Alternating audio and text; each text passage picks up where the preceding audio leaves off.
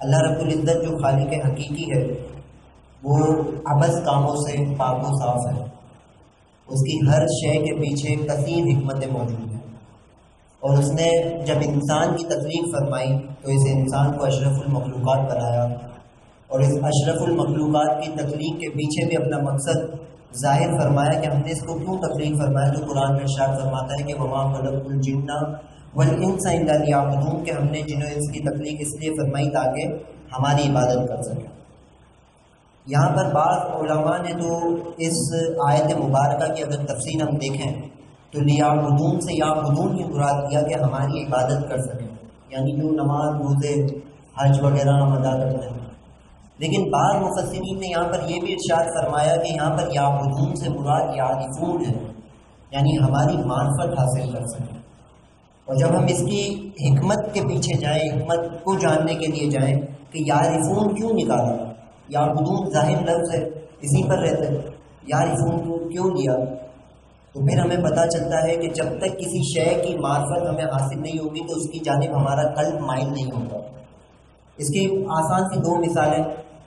کہ ایک شخص اگر اپنے دوست کو دعوت دے گھر پر اور کہے کہ بھائی کچھ مخصوص افراد آ رہے ہیں دعوت پر تو تم بھی آنا، تو وہ جائے گا، دعوت میں شریک ہوگا، وہاں جا کر اس سے ملے گا، کھانا کھائے گا، اور جو وہاں پر موجود ہوں گے وہاں مل کر واپس آ جائے گا. لیکن اسے نہیں پتا کہ اس دعوت میں کون کون افراد شامل تھے،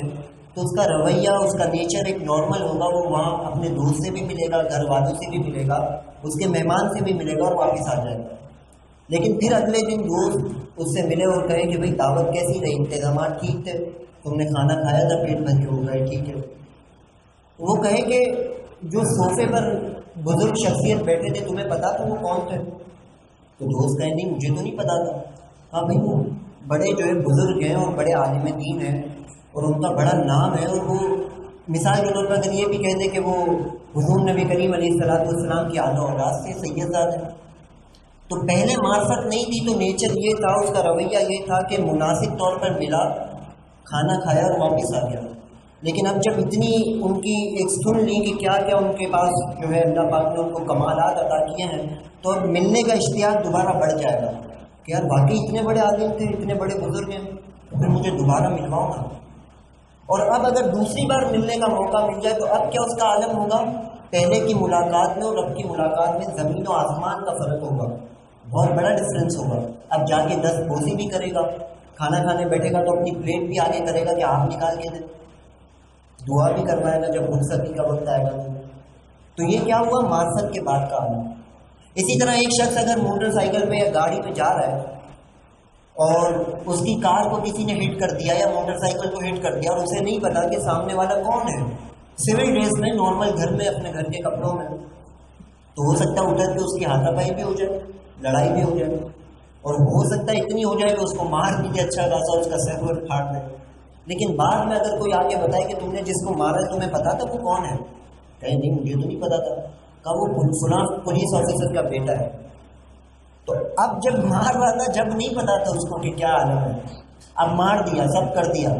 تو اب تو ہو گیا سب. لیکن اب معرفت حاصل ہو گئی کہ فلاں پولیس آفیسر کا بیٹا یا فلاں کسی بھی بڑے ادارے والے کا بیٹا ہے، تو اب ذرا ڈرے گا.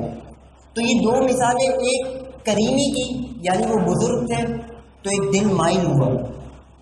معرفت حاصل ہو گئی، اور دوسرا ڈر کی، خوف کی کہ یار پولیس والے کا بیٹا تھا تو ہو سکتا ہے مجھے اندر بھی کروا دے، مجھ پر کیس کر دے.